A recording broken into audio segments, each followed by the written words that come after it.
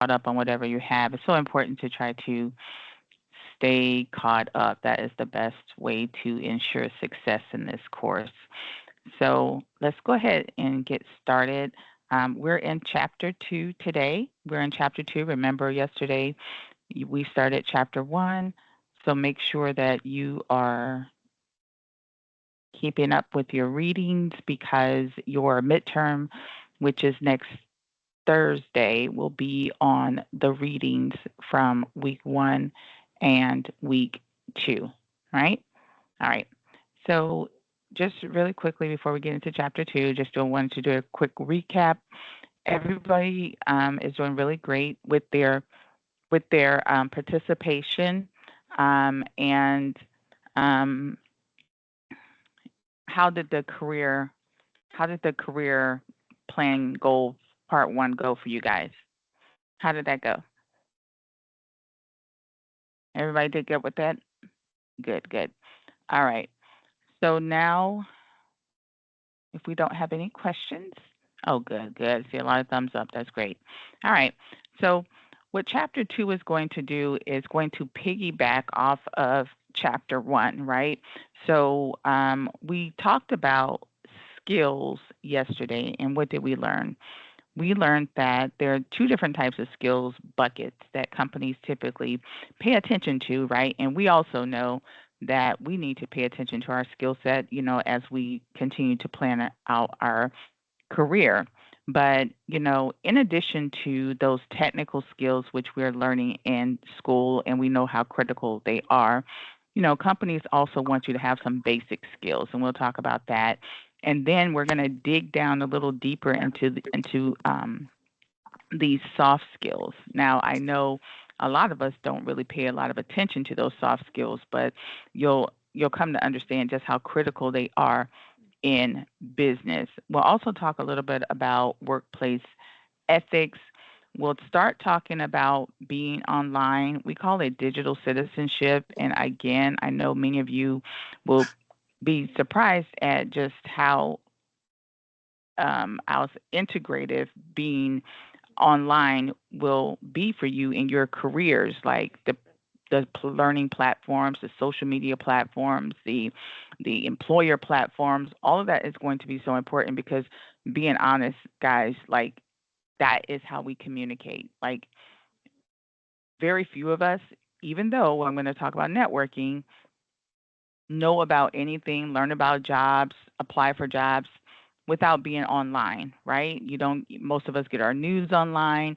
A lot of companies post information online. So we have to be online one way or the other. So we'll talk about what that means. So, in the beginning, when we start talking about basic skills, what are basic skills? Well, obviously, reading, writing, speaking, math, technology skills. Like, companies expect you to know those basics. I think we can all agree with that, right? Now, one of them, though, that may not be as obvious are those technology skills. I think it's safe to assume that most people expect you to know how to use a cell phone. They expect you to know how to use a computer. They expect you to know how to do basic stuff, right? That those are the expectations. If your boss asks you to send an email and you're like, well, how do I do that? Right? That could be an issue, right? We know that they want us to do those technical skills, but what about these soft skills? Now, the book also calls them employability skills, and it's something that you'll want to remember because that may be on your midterm, right? So, soft skills are also called employability skills. Hard skills we also refer to as technical skills. When it comes to these soft skills, these are foundational things. These are what your behavior, right? Is how you manage your behavior. What you use when you are interacting with other people. They put them in certain categories.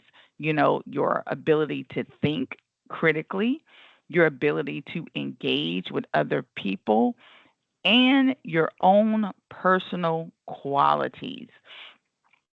Uh, can I get a thumbs up for how important we think having people skills are? in a company? Anybody think that's important? It goes without saying, right? Yeah. We need you to have some people skills, right? I think we all have unfortunately been a victims of people that don't have people skills, whether you're going through McDonald's, going to the dentist, getting your hair done, having to work with a coworker. We have all bumped into some people that can use some skills training, right? So companies expect you to have that, like for obvious reasons. You're going to be interacting with their customers, right?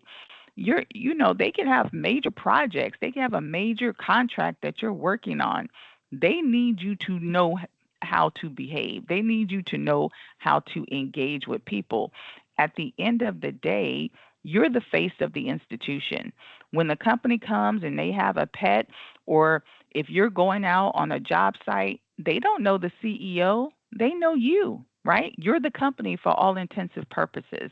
So it's very important for this company that you know how to behave.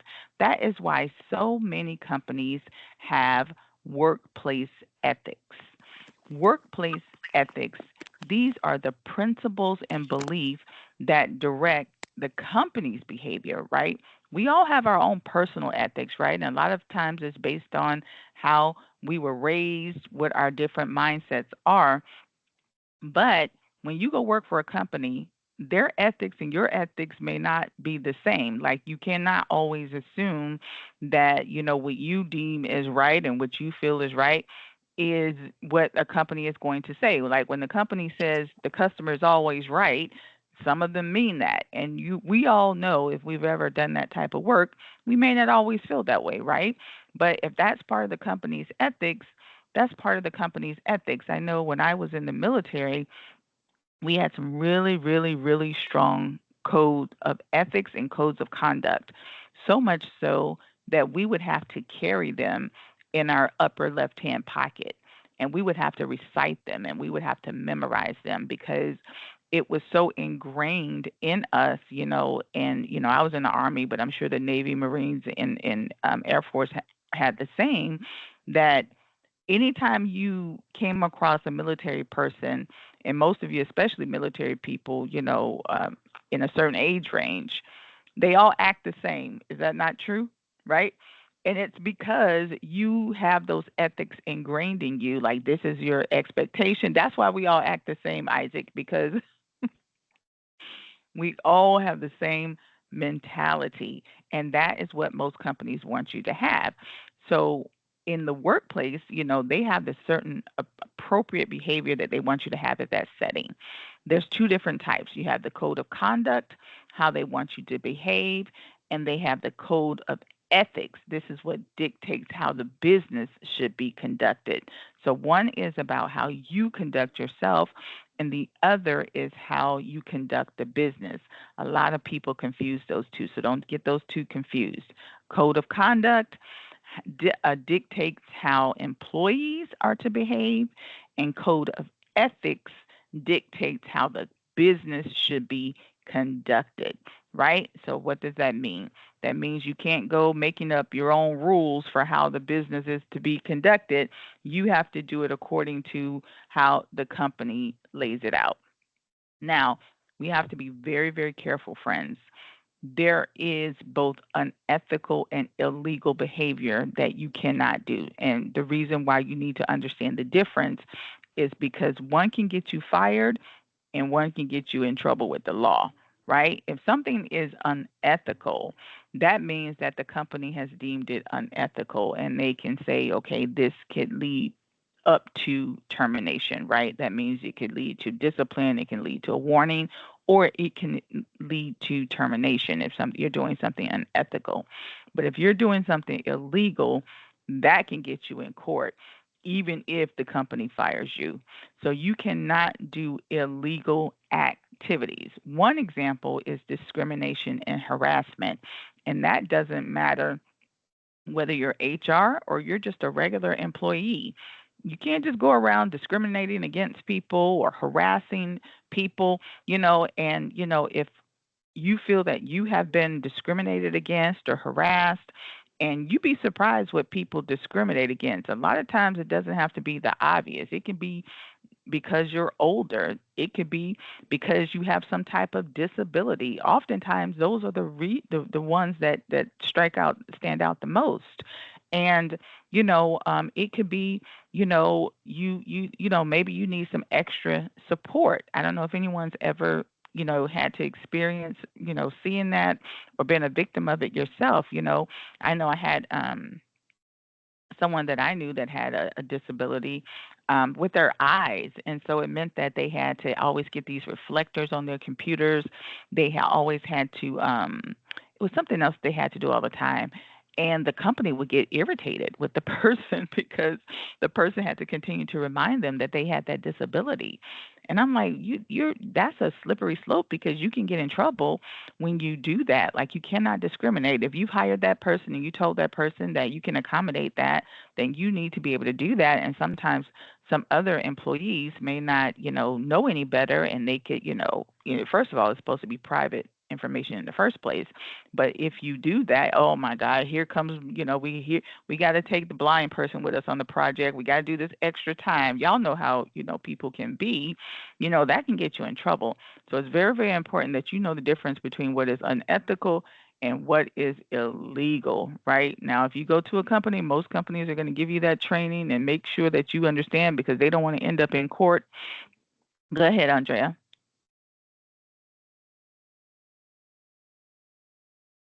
Sorry, my bad. Oh, um, they don't want to end up in court, so they'll do a lot of training with you, especially every field that you guys are going into. Whether it's the veterinary field, there's a lot of rules, right? You're administering medicine, you're dealing with somebody's animals. Sometimes you have to put these animals down. Can you imagine? I can't do medical. God bless y'all. Let me not talk too much about it. I don't want you to start thinking negative, but I would be too nervous, right? But that is a heavily regulated field. But conversely, electrical welding. Can you imagine welding? Heavily regulated, heavily. You have to do a lot of health, concerns and OSHA and all kinds of things, right? Is that not the case?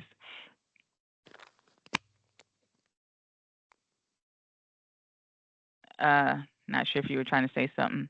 Yeah, that's the case, right? Um, so those types of things get people in trouble more so than you would imagine, right? A lot of times people get in trouble, maybe because they didn't know any better or they were negligent. Like you don't want that drama. Please trust me, you don't want that drama. I'm sure in your careers you are going to witness it happen, which is unfortunate, whether somebody makes a mistake, has an accident, does something wrong. A lot of ethical training has to do with safety too, right? Because those things go hand in hand. There's a reason why companies want you to follow the book, right? Because they don't want you making a mistake. Now, switching over a little bit, chapter two is also going to talk about the responsibility that you have when you are on the internet. We call it being a good digital citizen. Some companies may have you engage online. Maybe you're in the VA, but you're working at a small clinic and they're asking you to also manage their social media page. Hopefully that's not the case, but you never know, right? Or maybe your company just has a large online presence. And so they want you to be mindful of how you engage online because if someone connects you to that company, it can be an issue. I don't know if you guys remember the teacher recently here in Florida that was terminated because she had a special page. Hopefully, y'all know what I'm talking about. And the parents caught wind of it and then they fired her. Now, give me a thumbs up if that would be an issue for you. If your sixth grader came home because a teacher, because a lot of these teachers give these kids online assignments, and these kids are on social media, and they found her special page somehow. Who would have a problem with that? Your sixth grader's social studies teacher. Most people would have a problem with that. Like my friend, I, I want you to teach social studies, not Most of us would have a problem with that, right? And so, so just imagine, you are going to be working on behalf of somebody else. And so maybe some of the stuff that you are used to doing online, I know some of us are really engaged online with TikTok and X and all that kind of stuff. You're going to have to think about how you manage that online, presence when you start your career, especially if you're going to be in leadership and especially if you're going to own your own business, because everything you do online can be tracked. We call that your digital footprint. If, any tech savvy person can find the things that you've done online, right? So you want to be mindful of that. Another reason why you might be online is because a lot of companies hold all their stuff online. Most companies are using Google, a Google Workspace, like I just said yesterday, or they're using Microsoft 365, which requires you to be on it's cloud based. That means the server that they're using is remote and all their information is on the cloud. So they may want you to know that. We're technically on the cloud now, because Microsoft Teams runs off the cloud. Andrea, do you have a question or is your hand just up still? No, I don't have questions. I can take it out. Normally, if you just hit it again, it goes down. Like it goes raise hand and then you just hit raise hand again. Yeah, I did it. It no work. No. Oh, sorry about that. Anybody got any advice for? But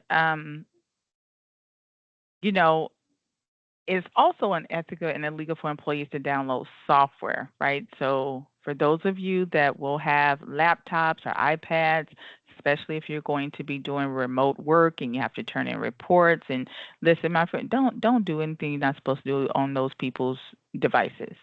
Please, I'm going to tell you, as someone that has had seen it before and seen people lose their jobs, it's not your device. If they give you a laptop and an iPad because you have to turn in reports, maybe you have to go, you're working in residential sites, do not put your personal information on those people's computers because anything that you put on their computer, anything that you see, any website you go to, it is considered company property. That means they can go through it. I've had it happen to me. I worked at a university and I was a professor there, and I was a professor for many years and everybody knew me. I was a business professor. I did taxes. And so all the faculty, well not all the faculty, but a few faculty members would say, "Hey, can you do my taxes?" And so I didn't think anything of it. Yeah, I had my own computer. I wasn't using the school's information. But then years later, I became a campus operations manager at that college. And just so happens one of the faculty she lived across the street. And she said, "Hey, I'm coming up to the school real quickly. How many people came up to the school and print stuff out on the printer, right?" So she goes, "I'm going to send you my tax return. Print it out for me." I didn't think anything of it. Maybe a year or so later, I turn in my laptop because I need a new one.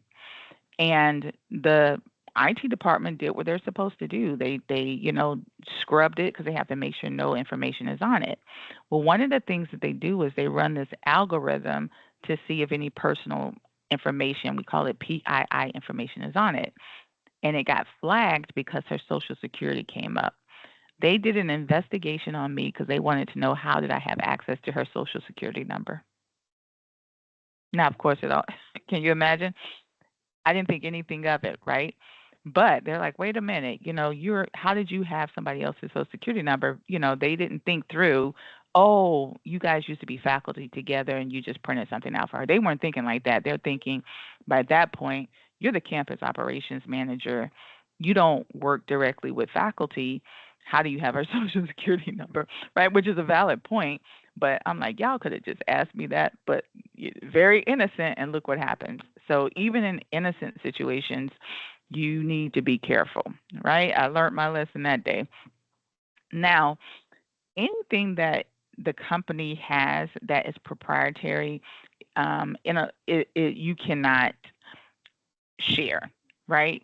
You know, some of you may or may not be a part of that, but you might, right? Let's say, for example, you are working on a major contract. Let's say your company gets a contract with the government, and you have access to that information, right? You can't go around sharing what that is, right? You can't talk about it.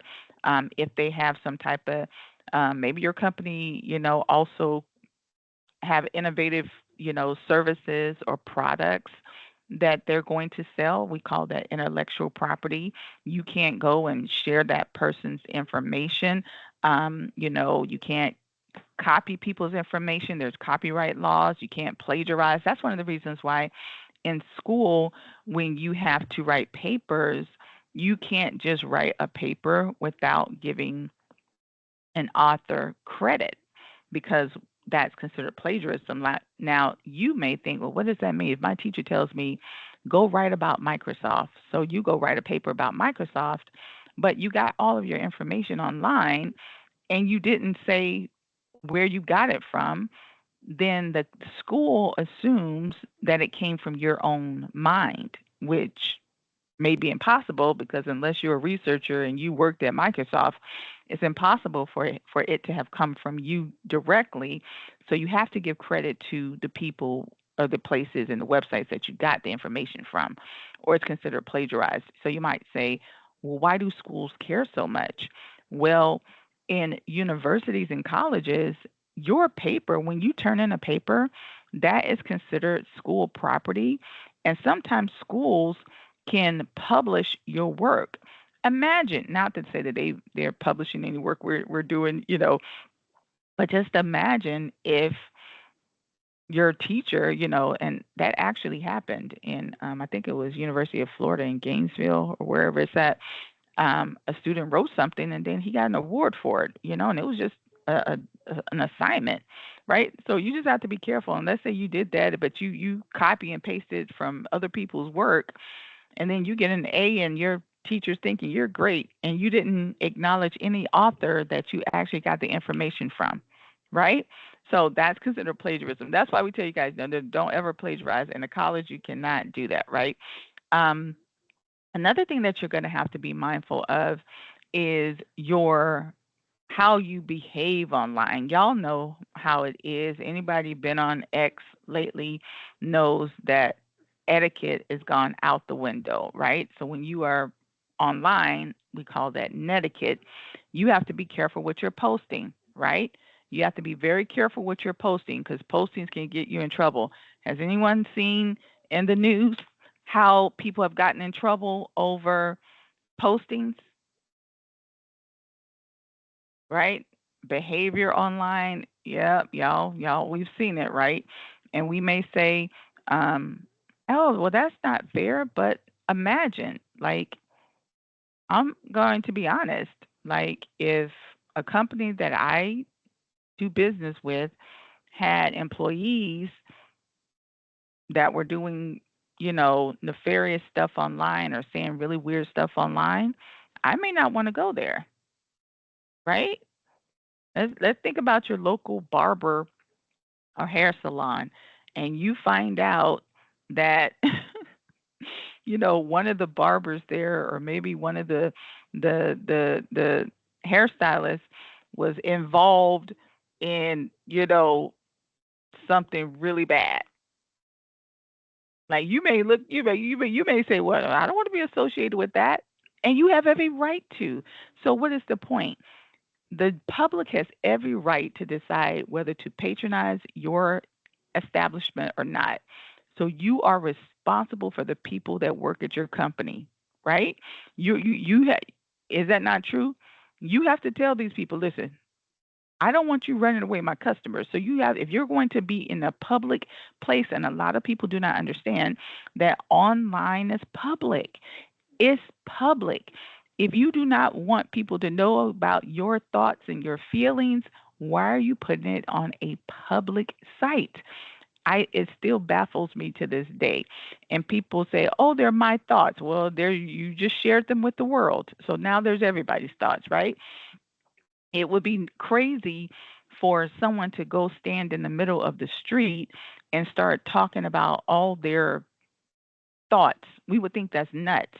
But people go online and they do it and it's common. No, it's still nuts, but you have to be mindful of that. And I think that just, the computer has made people a little bit more brazen than what they would have been, because most people are not just going to stand in public and start just talking about nuts, right? Okay. So you have to be mindful of your behavior online because you just do not want it to be a poor reflection of you and the company. Is that fair? Is that fair? Right? You can still have your thoughts. Like, what all of a sudden now, because we have social media, we have to put our thoughts on social media. I remember a time when you kept your thoughts to yourself or you told your friends on the couch or in your backyard. Anybody else remembers that? Why is it a must? Why is it a mandate that now we have to put our thoughts online, or we feel that our private we're not having freedom of speech? You can do it. Nobody's saying you can't, but then you just have to deal with the consequences of that. Right? So it's like gossiping times 10. Last thing, too, that chapter 2 talks about is, certifications and how it's going to be part of your professional status. And we'll talk about that when we start talking about, your career progression and what that looks like. And some of you will, have certifications are going to be very important and very critical to your respective fields, but we'll dig into that in week 3. All right. Now, one assignment that you're going to do. Did I not put your? Okay.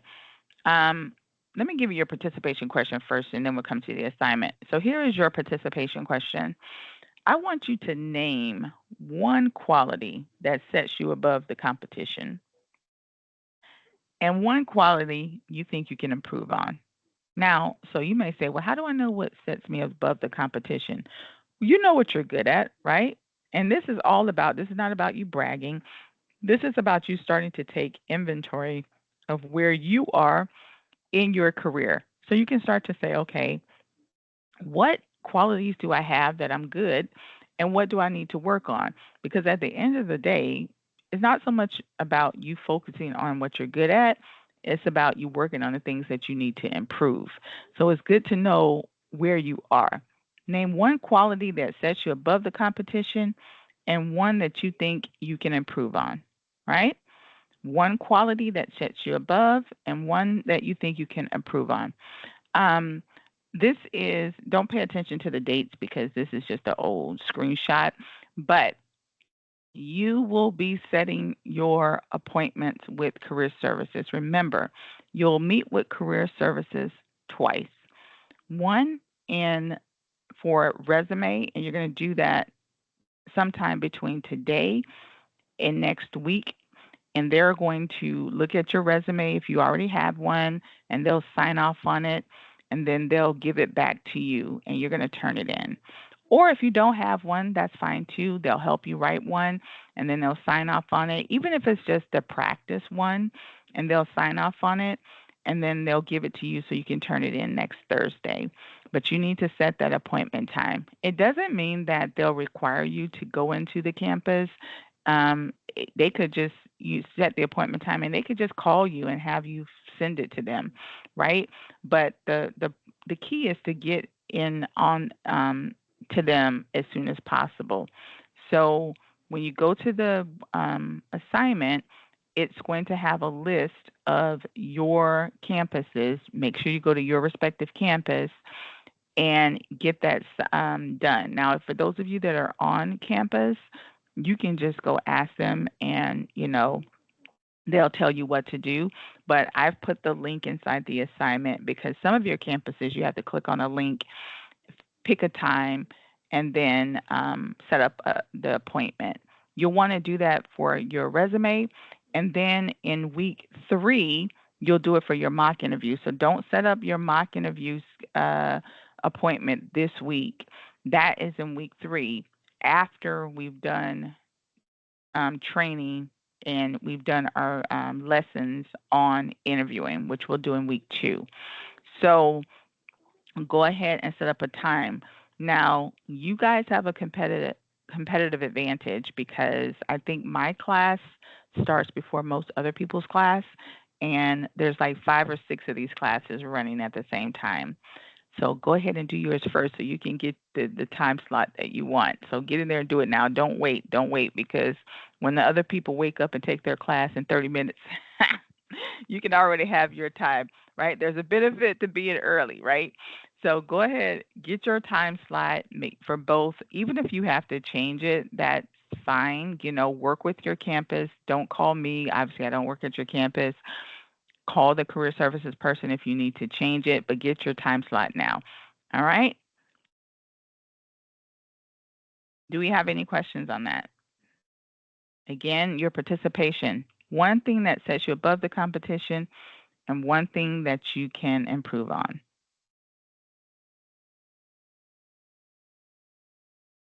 All right, my friends, if we don't have any other questions, remember tomorrow is our last day. We don't have class on Thursday. So, I'll see you guys back here tomorrow. Please try to get caught up on anything that you have not done. All right? Make sure you turn in your participation question by 12:30. Thank you guys so much for showing up. I'll talk to you tomorrow. Have a good day.